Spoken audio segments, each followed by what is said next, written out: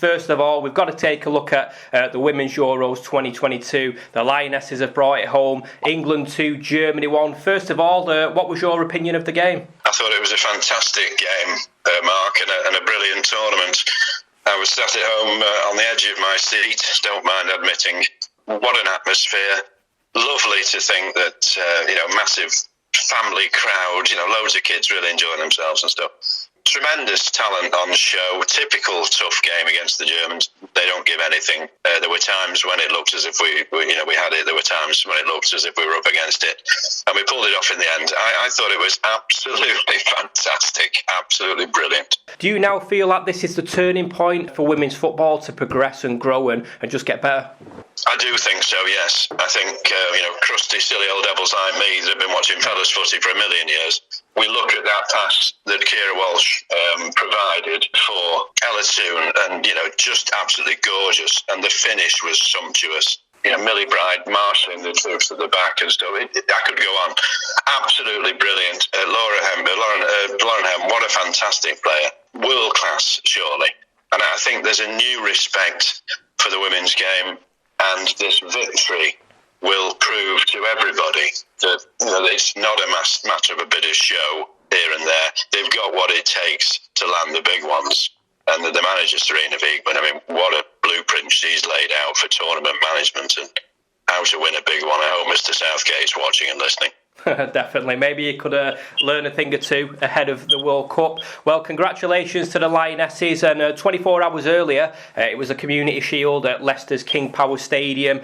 Liverpool 3, Manchester City 1. Obviously, that marked the debut of Erling Haaland. What did you make of that game? Yeah, I thought it was very interesting, Mark. I suspect possibly Liverpool are a little bit further down the road in the new season acclimatisation than City. But having said that, City could have had a few more goals. They were beaten fairly comfortably in the end, but I thought it was an entertaining enough match. I don't think anybody will be bothered too much about the result. There'll be a bit of crowing on Merseyside about the fact that they've nabbed the first trophy this season, and good luck to them. That's good stuff. They were very, very good on the day and worth the win. But I don't think anybody will be crying in East Manchester. Erling Haaland, that was an interesting one, wasn't it? I don't know what you made of it, but he had, 2 or 3 really good chances, one absolute sitter that he muffed when he hit the bar from only a couple of yards. But I think City will need to bed in and find out the best way of integrating him into the team. It's a big change playing a big traditional number 9 now from what they've been used to. And we've got a load of really interesting match bets on site to do with the likes of Haaland and Darwin Núñez, of course, who debuted for Liverpool, certainly in this country. He was fantastic and scored a goal for them. You can have a bet online with Betfred. Haaland, for example, is 8 to 15 to score more goals than Mo Salah, who's 11 to 8. Mm-hmm. Now, I'm not sure I'd be wanting to lay Mo Salah at 11 to 8 against anybody, frankly, but there's some fascinating matchups on there, including the likes of Gabby Jesus and Harry Kane and all sorts of guys.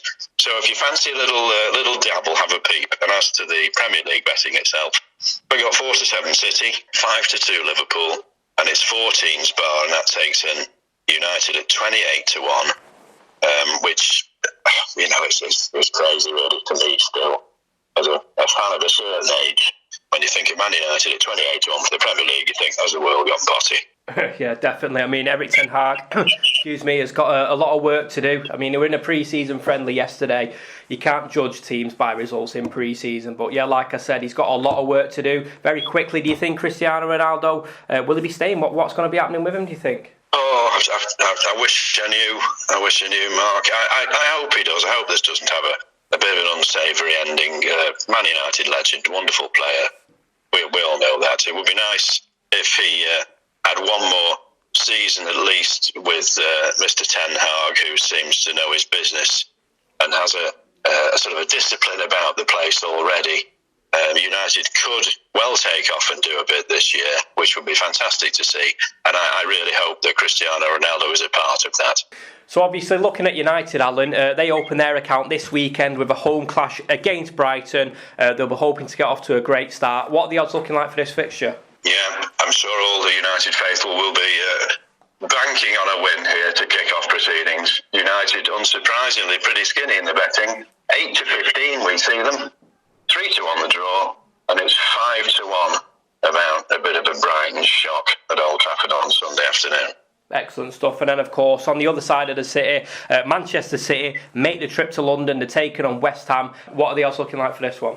Yes, London Stadium, 4:30pm, a couple of hours after United. We've got West Ham 15 to 2, 4 to 1 the draw, and 1 to 3 about City. A slightly undercooked City, perhaps, as they generally are at the beginning of seasons. They're notoriously slow starters. So I'm not sure about you, Mark, but I don't think I'll be falling over myself to take much of that 1 to 3.